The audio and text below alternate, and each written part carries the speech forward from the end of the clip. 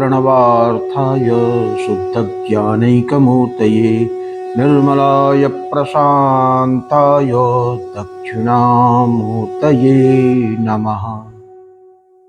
चिद्घनायमशेषाय वटमूलनिवासिने सच्चिदानन्दरूपाय दक्षिणामूर्तये नमः।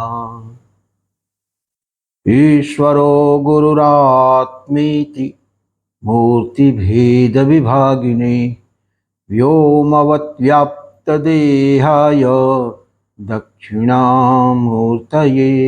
नमः।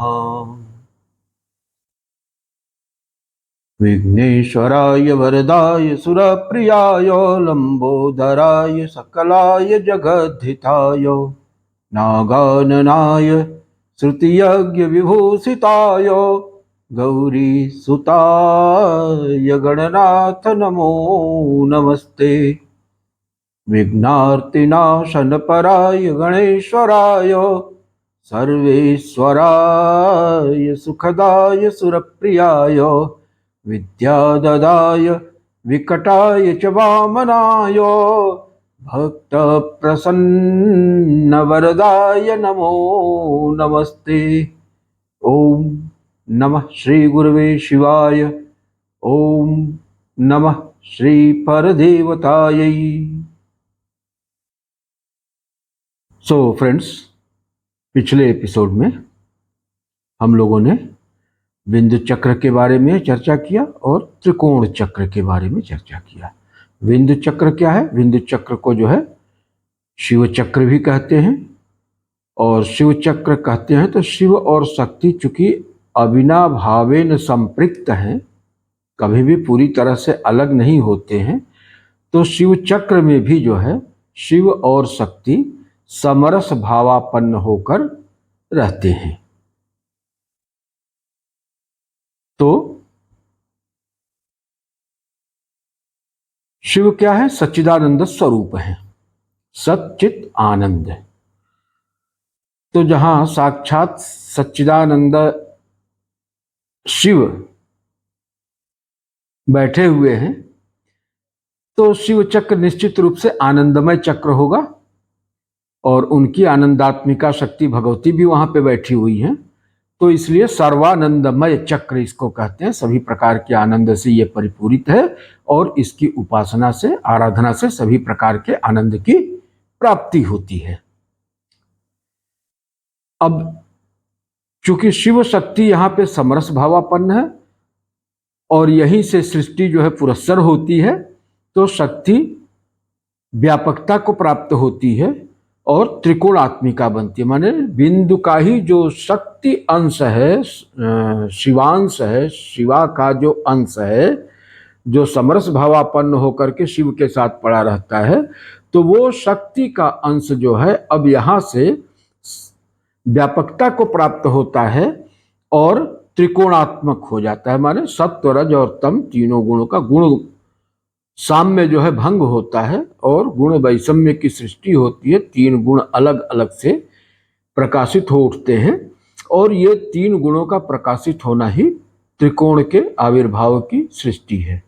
ये बिंदु से ही निकला है। बिंदु से ही नाद की सृष्टि होती है। नाद को भी त्रिकोणात्मक कहा जाता है। तो नाद और त्रिकोण एक ही है, इसीलिए इसको नादात्मक चक्र भी कहा गया है। और प्रकृति चूंकि मूल रूप से इच्छात्मिका होती है, भगवान की इच्छा ही उसकी प्रकृति है और तो कुछ है नहीं, तो इच्छात्मिका प्रकृति जो है वो हर तरह की इच्छा की पूर्ति के लिए ही है। तो इनकी आराधना करने से सभी प्रकार की इच्छाएं पूर्ण होती हैं, और पूर्ण होने का मतलब ये नहीं कि जो भी उल्टी सीधी इच्छा कर लिया जाए तो सब की सब पूर्ण होगी। जो सुकाम सिद्धि सहिता, देवी सर्व सुकाम सिद्धि सहिता, सुंदर कामनाओं से युक्त जो इच्छाएं होंगी तो उनकी सिद्धि होती है, और जो अवर इच्छाएं होती उनकी निवृत्ति हो जाती है। तो अंततोगत्वा इच्छाएं पूर्ण हो गई या निवृत्त हो गई। और इच्छा यानी वासना जिसको कहते हैं, तो वासनाएं ही बंधन का कारण है, जो कि आत्मा को, चैतन्य को जन्म और मृत्यु के आवर्त में डालती हैं। तो जब ये इच्छाएं निवृत्त हो जाती हैं या पूर्ण हो जाती हैं तो मोक्ष का मार्ग प्रशस्त हो जाता है। तो इस प्रकार से भोग की भी सिद्धि हो गई और मोक्ष की भी सिद्धि हो गई। तो भगवती त्रिपुर सुंदरी की आराधना का यही सबसे बड़ा महात्म्य है कि यहाँ पे भोग और मोक्ष दोनों ही एक साथ सिद्ध होता है। उसके लिए अलग से प्रयत्न करने की आवश्यकता नहीं है। भगवती के साधकों को भोग सर्वसुलभ है, उत्कृष्ट भोग, निकृष्ट भोग नहीं, उत्कृष्ट कोटि का भोग सर्वथा सुलभ है।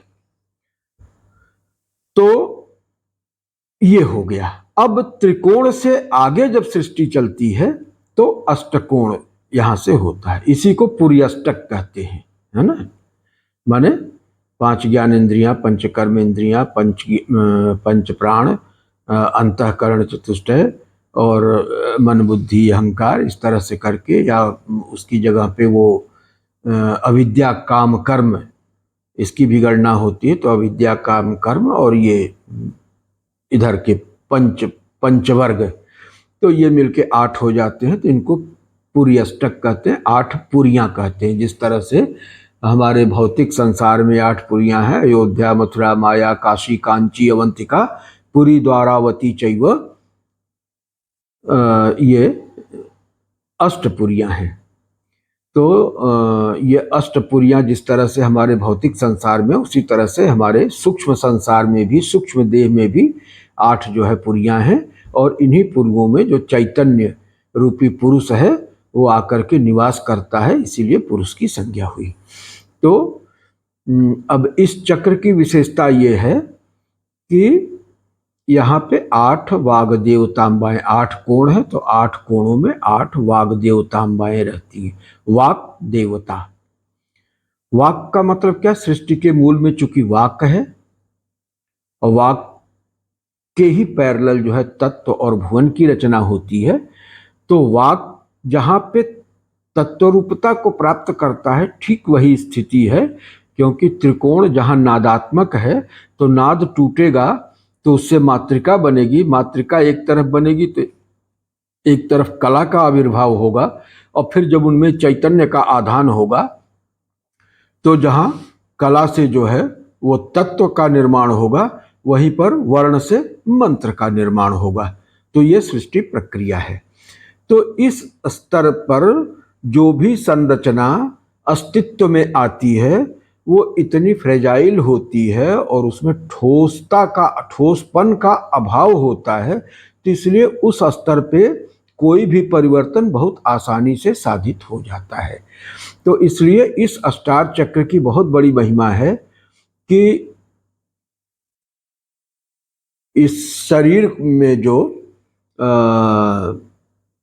एक तरह से इसको क्या कहा जाए कि साइकोफिजिकल मशीन है, तो इसकी जो फिजिकलिटी है, फिजिकलिटी में जहाँ कोई भी रोग के लक्षण प्रकट हो रहे हैं तो उन रोगों को का भी निर्मूलन इस सटिल लेयर में जा करके और उसकी जो भी वहाँ पे वाइब्रेशंस हो रहे हैं उसकी क्रमता में थोड़ा सा परिवर्तन करने से रोगों का परिहार हो जाता है। तो ये तो शरीर की स्थिति हुई। और मन के स्तर पे, बुद्धि के स्तर पे क्या होता है कि अगर मन और बुद्धि में माने वो प्रखरता नहीं है जो कि होनी चाहिए, कुंद बुद्धि है, मंद बुद्धि है, या कुछ जो है थोड़ी विक्षिप्तता है, अस्थिरता है, तो उसमें भी परिहार हो सकता है। तो इस चक्र का बड़ा ही महत्व है, खासतौर से विद्यार्थियों के लिए और जिनका शरीर रुग्ण है। इन 2 लोगों के लिए तो मात्र इसी चक्र की आराधना उपासना की आवश्यकता है। और इस चक्र की आराधना में कुछ नहीं करना है। 8 वाग देवतांबा है और एक जो है चक्र है और एक चक्रेश्वरी, कुल मिला के 10 लोगों को के जो है स्वरूप का स्मरण करना है, श्रद्धा के साथ उनको प्रणाम करना है। और उनके अर्चन के लिए यहाँ पे हरित दुर्वा, ये बहुत ही प्रशस्त कहा गया है कि अगर हरि दुर्वा से जो है इस आवरण का अर्चन किया जाता है तो रोग निवृत्ति भी होती है और शुद्ध बुद्धि की, प्रखर बुद्धि की प्राप्ति भी होती है।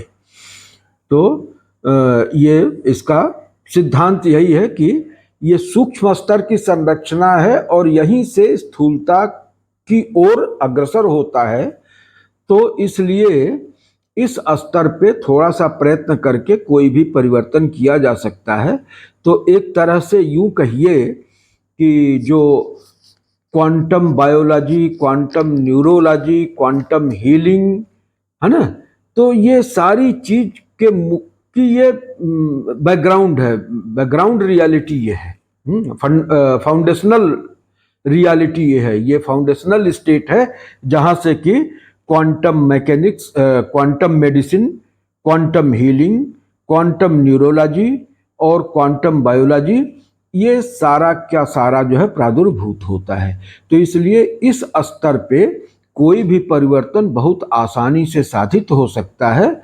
बस ये 8 वाग्देवतांबाएं हैं, एक चक्र और एक चक्रेश्वरी, इन 10 लोगों का स्मरण करना है, दुर्वा से इनको वो करना है। और इतने मात्र से इस स्तर में, अस्तित्व के इस सूक्ष्म स्तर में वो परिवर्तन साधित हो जाता है जिसके चलते स्थूल में शरीर के रोग नष्ट हो जाते हैं और सूक्ष्म में बुद्धि के दोष नष्ट हो जाते हैं। तो ये बड़ा ही महत्वपूर्ण है। तो हम लोग जो है इसमें 8 वाग्देवतांबाएं कौन कौन सी हैं उनके बारे में थोड़ा सा जान लेते हैं और उनका रूप क्या है। तो 8 वाग्देवतांबाओं के बारे में जो है, पहले तो चक्र के बारे में वर्णन आता है कि ये जो अस्टार चक्र है ये 8 कोणों से युक्त है और इसका रंग जो है वो पद्मराग मणि की तरह से रक्तिम आभा लिए हुए और दीप्त वर्ण का है, माने दीप्त रक्तिम आभा है इस चक्र की। दीप्त रक्तिम आभा का मतलब कि यहाँ सतोगुण जो है वो गतिशीलता को प्राप्त करता है, गति का आधान होता है और यहीं से अस्तित्व के अपेक्षाकृत स्थूल स्तरों का उद्घाटन शुरू होता है। तो इसलिए इसका रंग जो है ये रक्ताभ है, लेकिन उगते हुए सूर्य की तरह से अरुणाभ कहा जाए उसको, दीप्त अरुण आभा है इस चक्र की, है ना। और ये बताया है कि इसको सर्व रोग हर चक्र कहते हैं। तो सभी प्रकार के रोगों को नष्ट करता है और बौद्धिक विकास, बौद्धिक स्तर में विलक्षण विकास भी ये प्रदान करता है। तो ये इसका महत्व है। और ये क्यों है? क्योंकि ये कला तत्व से निर्मित है, कला सूक्ष्मतम आयाम है और इसलिए उस आयाम में परिवर्तन बहुत आसानी से साधित हो जाता है। और उस परिवर्तन को साधित करने वाले जो इंस्ट्रूमेंट्स हैं वो यही 8 वाग्देवतांबाएं हैं, चक्र और चक्रेश्वरी, 10 लोग। इन्हीं लोगों की प्रेरणा से उस अस्तित्व के उस सूक्ष्म स्तर में परिवर्तन साधित होता है। तो ये इस आवरण के बारे में चर्चा हो गई। अब हम वाग्देवतांबाओं के बारे में जान लेते हैं कि वो 8 वाग्देवतांबाएं कौन सी हैं। तो वसिनी वाग्देवता, कामेश्वरी वाग्देवतांबा, मोहिनी वाग्देवतांबा, विमला वाग्देवतांबा, अरुणा वाग्देवतांबा, जैनी वाग्देवतांबा, सर्वेश्वरी वाग्देवतांबा और कौलिनी वाग्देवतांबा, इस तरह से मिला के 8 वाग्देवतांबाएं हैं। वाग्देवता का मतलब आपको अर्थ बता ही चुके हैं और नाम से ही उनके स्वभाव का और उनके व्यापार का भी जो है स्पष्टीकरण हो जा रहा है।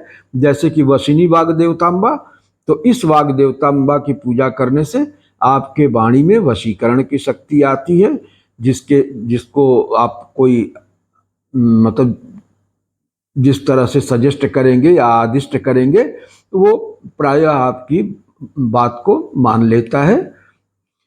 और कामेश्वरी वाग्देवतांबा, कामेश्वरी वाग्देवतांबा का मतलब कामना, काम का मतलब कामना। तो इससे आपके का जो प्रयोजन रहेगा, किसी वाणी को उच्चरित करने के पीछे जो प्रयोजन रहेगा उस प्रयोजन को सिद्ध करने में ये सक्षम होती है। मोहिनी वाग्देवतांबा, इसमें मोहन की शक्ति होती है। ये जो भी आपके समक्ष हैं, जहाँ पर भी आप अपना व्याख्यान करते हैं, प्रवचन करते हैं, तो वो लोग मंत्रमुग्ध से होंगे आपकी वाणी के प्रभाव से। और विमला वाग्देवतांबा, विमला मतलब कहने की बात नहीं, विमल जिसमें कोई मल न हो, है, तो ये सर्वथा दोष रहित वाणी होती है, और ये जहाँ तक इसका प्रभाव जाता है वहाँ तक के दोषों का भी ये परिष्कार कर देती हैं। और इसी तरह से अरुणा वाग्देवतांबा, अरुणा वाग्देवतांबा क्रियाशीलता की प्रतीक है, रजोगुण का प्रतीक है, सृष्टि के उन्मेष का प्रतीक है। तो अरुणा वाग्देवतांबा को जैनी वाग्देवतांबा जय दिलाने वाली होती हैं।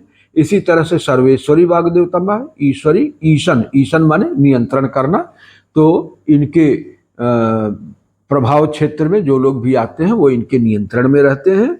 और कौलिनी वाग्देवता, कौलिनी वाग्देवता कुल का मतलब शक्ति से होता है, तो शक्ति स्वरूपा है, जो मूल शक्ति ही जो है वाणी के रूप में प्रकट होती है ना। जब तक अप्रकट है तब तक शक्ति है, प्रकट हो गई तो वाणी के रूप में प्रकट होगी। प्रथम प्रकटन उसका वाणी के ही रूप में होता है, ध्वनि के रूप में होता है। तो ये शक्ति का प्रतीक है, वो शक्ति से संपन्न होती है और वो शक्ति किसी भी क्रिया को संपादित करने में समर्थ होती है। तो इस तरह से ये हो गया 8 वाग्देवतांबा के बारे में। और अष्टार चक्रेश्वरी, उनका नाम त्रिपुरा सिद्धा है। त्रिपुरा सिद्धा इस चक्र की चक्रेश्वरी हैं। और इनके ये जो समस्त वाग्देवतांबा और चक्रेश्वरी हैं, इनके हाथों में माला, धनुष, पुस्तक और पास, 4 हाथ हैं और 4 हाथ में 4 वस्तुएं सुशोभित होती हैं। प्रसन्न बदना है, सभी प्रसन्न बदना रहती हैं। और प्रसन्न बदना से ऐसा होता है कि प्रसन्न बदना देवता की आराधना करने से आराधक को भी प्रसन्नता की प्राप्ति होती है। तो और सिंदूर वर्णाभा है, रक्तांबरा है, और इनको परापर रहस्य योगिनी कहते हैं। परापर मतलब ये मंत्रात्मिका शक्ति को परापर कहते हैं। पर और अपर, इन दोनों को जो जोड़ने वाली शक्ति है, पर और अपर के बीच की कड़ी होती है। पर से चलती है और अपर में आके अनुप्रविष्ट हो जाती है और उसको पर के निर्देशानुसार उसको प्रेरित करती है। ठीक है, तो ये बहुत महत्वपूर्ण है। और योगिनी का मतलब योग कराने वाली, तो ये उन अणुओं में परस्पर योग करा के एक संरचना को अस्तित्व में प्रकाश में लाती हैं, इसलिए इनको योगिनी कहते हैं। पंचमहाभूतात्मक हैं और पंचमहाभूतों के योग से ही जो है विभिन्न सृष्टि के विभिन्न स्तरों का विकास होता है। तो ये बात हो गई। और अब इस चक्र का वो क्या है, जैसे मैंने पहले बताया था कि हर चक्र की एक मुद्रा होती है, एक सिद्धि होती है, एक दर्शन होता है। तो इस चक्र में जो है वो सर्व रोग हर की सिद्धि है और विलक्षण बुद्धि कौशल प्रदान करने की भी शक्ति है। और खेचरी मुद्रा है यहाँ पे। खेचरी मुद्रा माने, खे माने नभ, नभ में गमन करने की सामर्थ्य है, माने सूक्ष्म तत्वों के साथ जो है उसका एक कांटेक्ट हो जाता है, कम्युनिकेट करने लगता है सूक्ष्म तत्वों के साथ जो है। तो ये बहुत बड़ी उपलब्धि है। और भुक्ति सिद्धि है, शुभ भुक्ति सिद्धि। तो भुक्ति सिद्धि का मतलब कि समस्त प्रकार के भोगों को, ऐश्वर्य को प्रदान करना इस चक्र की सामर्थ्य के अंतर्गत आता है। और ये जो भगवती हैं, दर्शन इनका क्या है, वैष्णव दर्शन है। यहाँ पे वैष्णव दर्शन है। और शरदेन्दु गौरीम, शरतकालीन चंद्रमा के समान उज्ज्वल धवल हैं, निष्कलंक हैं, त्रिनेत्रा हैं। और पाश, अंकुश, अभय मुद्रा और कपाल, पाश, अंकुश, अभय मुद्रा और कपाल, चतुर्भुजा है। और 4 भुजाओं में ये 4 वस्तुएं जो है सुशोभित हो रही हैं इनके। और इनके मस्तक पर चंद्रार्ध चूड़ाम, अर्ध चंद्र को धारण करती हैं। तो अब इसके आगे हम चर्चा करें, इसके पहले हम निवेदन करेंगे कि जो लोग भी वीडियो को देखते हैं कृपया उसको लाइक अवश्य करें और चैनल को सब्सक्राइब कर लें, क्योंकि इससे हमारा उत्साहवर्धन होता है और आपका इसमें कोई नुकसान नहीं है और हमें इससे उत्साह मिलता है। साथ में कमेंट बॉक्स में अगर आप कुछ लिखते हैं तो उससे हमें आपके मनोनुकूल कंटेंट डिजाइन करने में भी सहूलियत होती है। तो इसलिए जो है वीडियो को लाइक करें, चैनल को सब्सक्राइब करें, शेयर करें और कमेंट बॉक्स में अपने सुझाव भी देने का कष्ट करें।